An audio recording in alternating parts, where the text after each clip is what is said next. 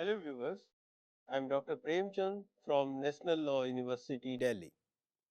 It is my pleasure to welcome you to this session on a common topic in the law of property, that is sale of immovable property. In this session, we would learn about the meaning and significance of the sale and its ingredients. This session would help the viewers to understand the importance of the concept and will be able to make out the situations in which the law relating to sale would be attracted and will able to understand the effect of such an application. So, let us start. Property is anything which is valuable in the eye of law. It can be tangible, intangible, movable, immovable, public and private. An owner of a property enjoys a bundle of rights which consist of ownership, possession and enjoyment and alienation. Alienation of property is an intrinsic right of the owner.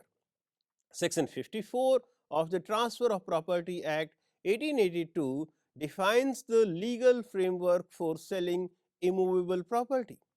Section 54 provides the conditions under which the property can be transferred legally.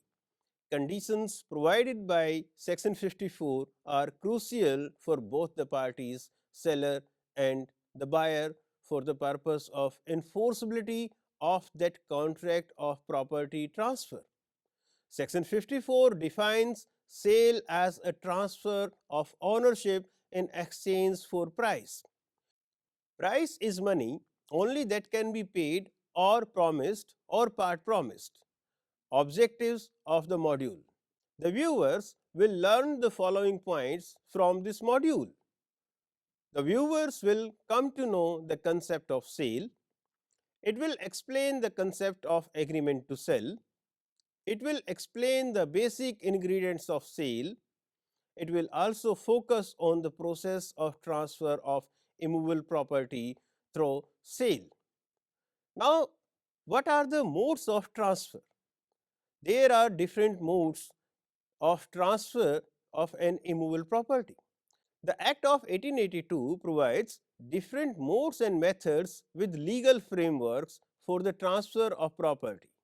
The buyers and sellers need to make an informed decision in relation to the transfer of property while complying with the law. Sale, it is one of the common modes of transfer of property. Sale is an exchange of ownership in lieu of price.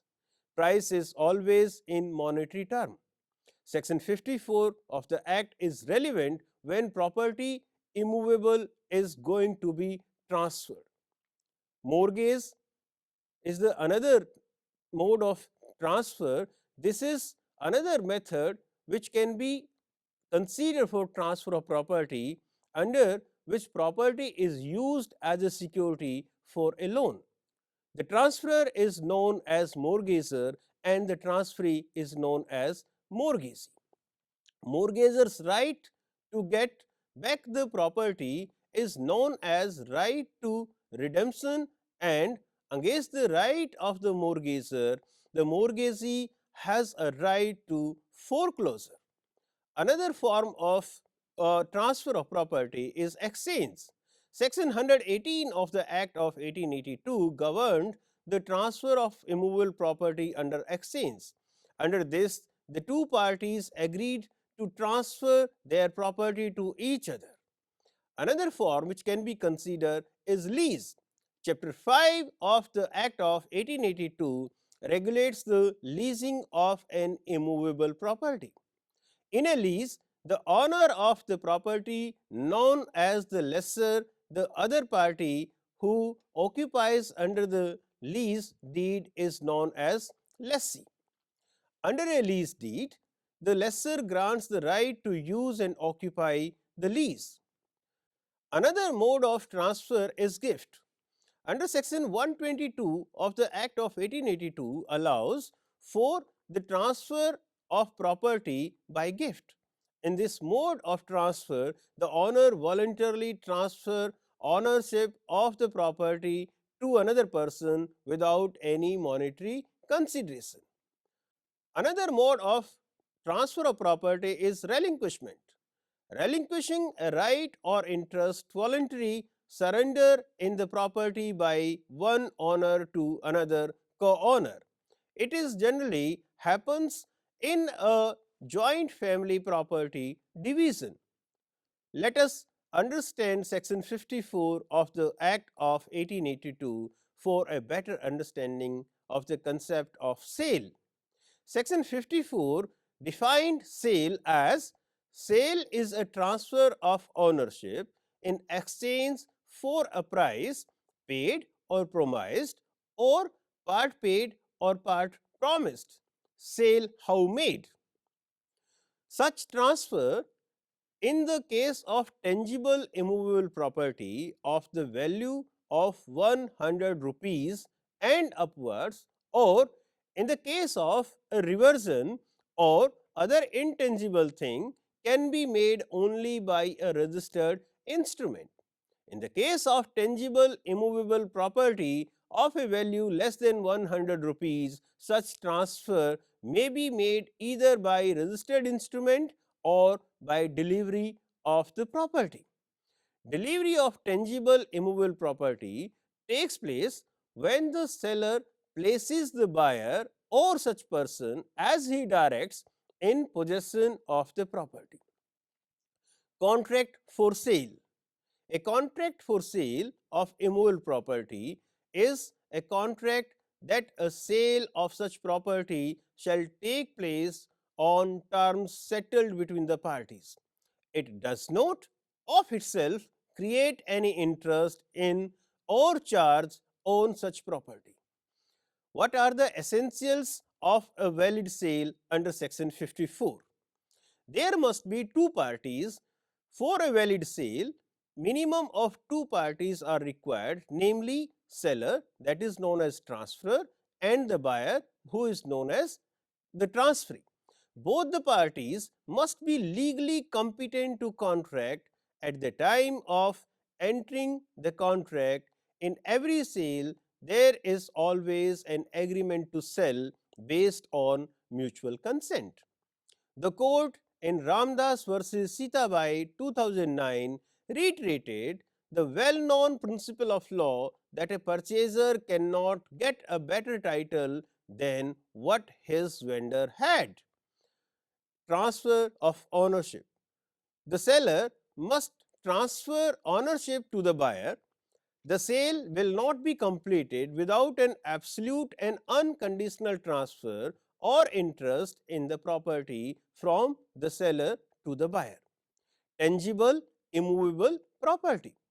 The subject matter of the sale must be tangible, immovable property.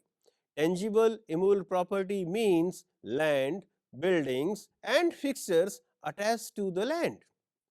Another is written agreement. The same must be completed through an executed written instrument known as sale deed. The sale deed must be executed, attested at least by two witnesses and legally registered. The last one is consideration. For completion of a sale of immovable property, there must be a monetary consideration. The consideration must be legal, adequate and represent the value exchanged for property. Price, that is fixed by the contract antecedent to the convenience, is the essence of a contract of sale. In other sense, price is always in money even if it is not specific. If there is no monetary consideration in sale, then it will not be a sale. It can be termed as a barter or an exchange, where the transaction of sale on the face of it is completed. It cannot be regarded as mere agreement only on the ground that the price is unascertained at the time. There are some other good consideration for the sale, for example, compromise, a decretal amount, an agreement to protect and defend the property at the purchaser's cost, and an advance made by one person to another, where a son-in-law executed an agreement for sale in favor of his mother-in-law in consideration of a family settlement. It was held that it was amounted to a valid consideration for the sale.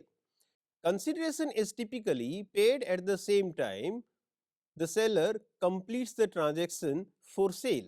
This rule can be deviated from in case of an agreement to contrary by the parties. For example, X agrees to sell the land to B and execute a sale deed for the same. Ordinarily, the buyer would pay the consideration on the same day, but if the party agreed to pay the entire consideration or part of it at the time of registration of the document, and the party at the time of execution to registration, this would be a valid sale. If this contract does not say otherwise, the time you have to pay is not most important part of the sale, but the price is. The phrase paid or promised to be paid merely draws our attention to the fact that the promise must be an authentic assertion. Any attempt by the buyer to avoid making the payment through questionable means would result in the transfer of no title from the seller to the buyer. This is the primary responsibility of the buyer to pay price consideration in the event that there is an intention to the contrary that is specifically incorporated into the contract, which states that the title will not be transferred until the payment has been made in full, or if consideration is paid in advance, then the equivalent rule would be applicable. The purchaser would then have the legal right to file a claim for possession. Competency of the parties.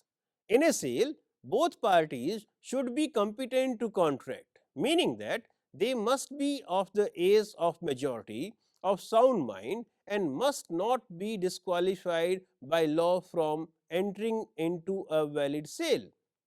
A minor or a person of unsound mind is incompetent to transfer his own property, despite being its owner, but a transfer by a mentally challenged person during lucid intervals is valid one.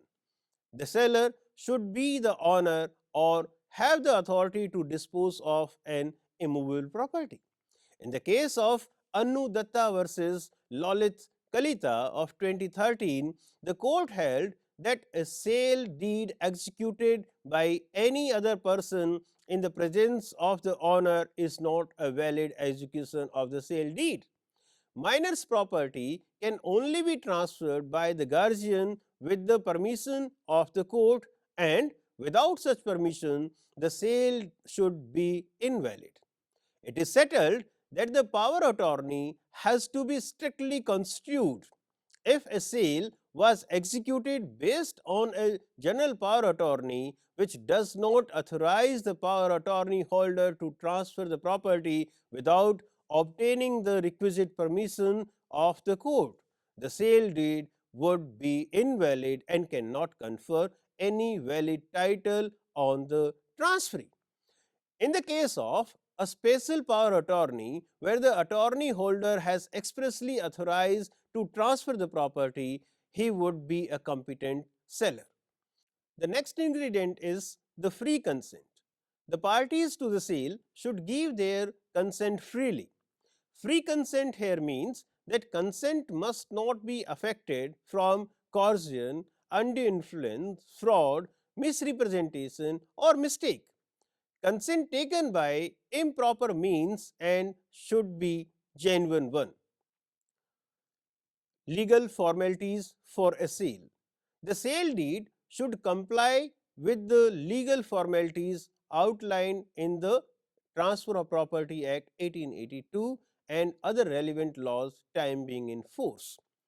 Another ingredient is delivery of possession. The seller should deliver physical possession of the property to the buyer.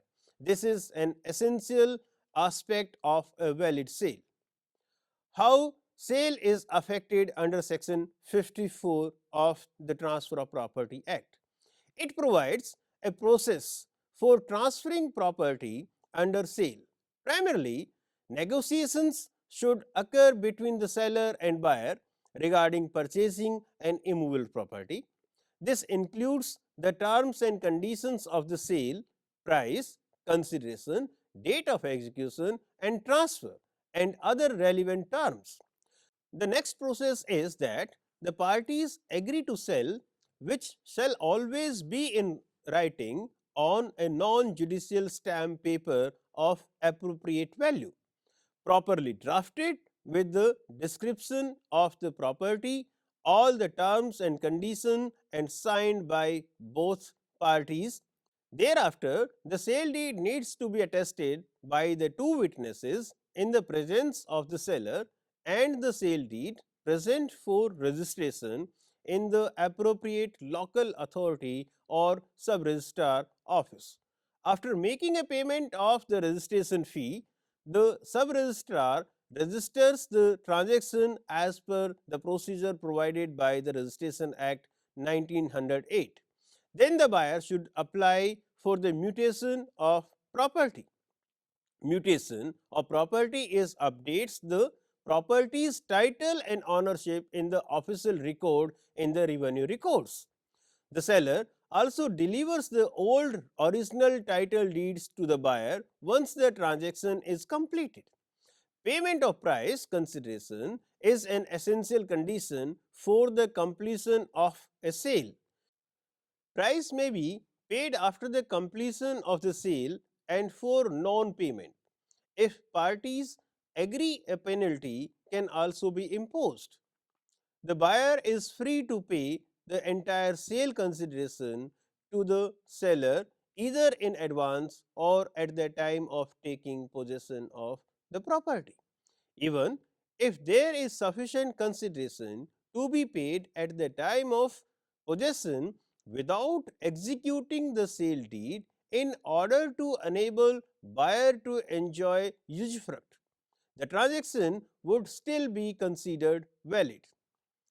There are certain rules which governs the transfer of immovable property under sale. The rules specified in section 54 apply to the sale of immovable, not movable property. Registration and transfer of property in situation where the value of tangible immovable property is greater than 100 rupees and is a subject matter of transfer, it is imperative that the property be affected solely through the process of registration.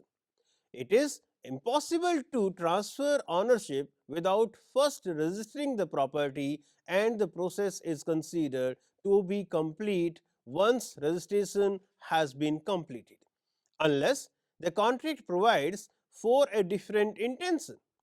The transfer of ownership takes effect from the date of the execution of the sale deed, unless the parties have communicated their intention to the contrary. Once registration has taken place, the transfer of ownership takes effect.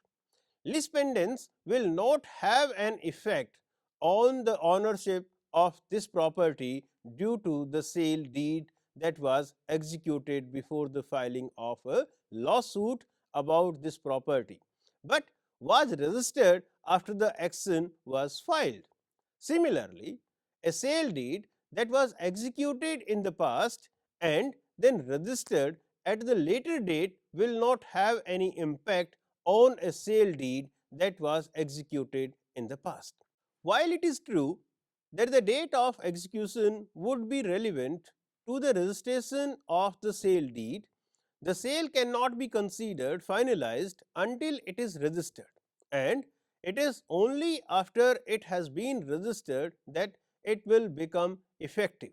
While it is true that the date of execution would be relevant to the registration of the sale deed, the sale cannot be considered finalized until it is registered, and it is only after it has been registered that it will become effective. Intention of the parties. The transfer of property is a contract between two competent persons. So, intention is one of the most important factors to be considered in the transfer of ownership of property under sale. As outlined in section 54 of the Transfer of Property Act 1882, a document must be constituted in its whole to fulfill all the requirements of a conveyance of sale. The purpose that the deed would be null and void unless the price is paid within a predetermined amount of time is correct, and consequently the sale would be considered null and void if the price was not paid within the predetermined amount of time.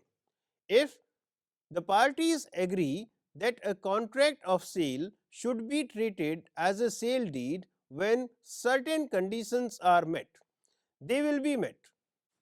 Similarly, if the parties intended for ownership to change hands at the registration, ownership of the property changes hands at the registration even though the buyer hasn't received possession or paid the price. Now, unregistered sale deed. If there is an unregistered sale deed, transfer of tangible immovable property worth less than rupees 100 can be validly effected by delivery of possession, which may be subsequent to the execution of the deed. In the case of G. Ram versus Delhi Development Authority, 2003, Delhi High Court held that the execution of a power of attorney or an agreement to sell without registered conveyance would not transfer ownership in the property. Simply, it can be said that transferring the property through a registered deed is mandatory if registration has not taken place. No ownership has been transferred in any case. Now, delivery of tangible immovable property. Delivery of tangible immovable property takes place when the seller hands over the possession of the property on the buyer or another person whom the seller has directed to take possession of the property. Possession of the house can be given by delivery of keys and that of land by giving over the land.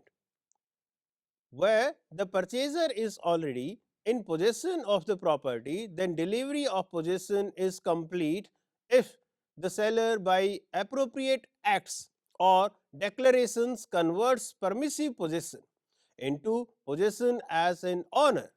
In the case of usufructuary mortgage in possession, the seller can give possession by doing everything he can under the circumstances, including clearly declaring his intention to pass the title. Now, we will discuss the completion of oral sale. It is optional for the parties to agree to an agreement to sell before the final sale deed. When either the possession is delivered or the money has been paid, the transfer or tangible immovable property that was made through an oral contract of sale is conclusive. The transaction shall be considered finalized upon delivery of possession regardless of whether or not the payment has been made. There are only two ways that law recognizes the transfer of property through a sale. The first is through the use of a recorded instrument, and the second is through the delivery of possession of the property. The transfer of ownership of the properties to the purchaser is an essential component that must be present in order for the transaction to be finalized. Now, how the sale deed can be cancelled? Following the completion of the sale deed, the owner loses all controls and rights over the property. including the right to revoke or cancel the sale deed, and the purchaser becomes the absolute owner. A sale deed cannot be annulled through the execution of a cancellation deed, even with mutual consent or agreement between the buyer and the seller. Cancellation of a sale deed cannot be accepted for registration. Cancellation may only be authorized pursuant to Section 31 of Specific Relief Act. Only after the declaration of a competent court it is possible to register a cancellation deed. In the case that there is no declaration by a competent court, the cancellation deed in question would be considered null and void. In the case where a seller wishes to cancel a sale deed at the later time, he must either initiate a civil suit for cancellation or request that the buyer sell back the property in question. To conclude, we can say that sale of an immovable property is an exchange of ownership for price. Sale of immovable property is a contract between two parties who are competent to contract. Parties are known as seller and buyer in the case of sale. If the value of the immovable property is more than rupees 100, then it is mandatory to transfer it through a registered sale deed. Section 54 of the Act of 1882 provides principles and rules regarding the transfer of property which are necessarily to be followed, unless a contrary intention appears from the contract between the parties. Where the value of the property is less than 100 rupees, transfer the possession of property is enough to complete the sale deed. Once the transfer is completed for all purposes as per the compliance of the legal requirements, the transfer shall not be cancelled in any case, even though the parties are consented to it. An agreement of cancellation shall not be registered by the sub-registrar. I hope this session has deepened your understanding of the rule and its significance in Indian property law regarding the sale of immovable property. I look forward to engaging with you on more such thought-provoking topics in the future. Thank you for watching this program.